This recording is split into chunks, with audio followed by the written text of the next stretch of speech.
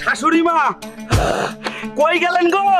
একটু ভাত দেন, খিদায় পেটের ইঞ্জিন স্টার্ট নিচ্ছে না। ওই পেট মোটা জামাইয়ের বাচ্চা সারাদিন খালি খাই খাই কর।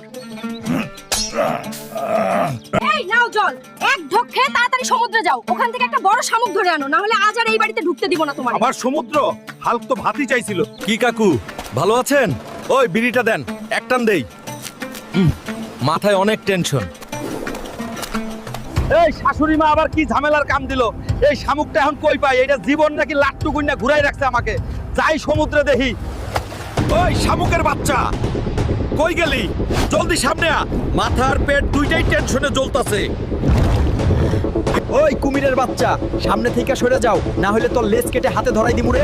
আয় দেখি কার কত শক্তি। পাগলা হাল্ক।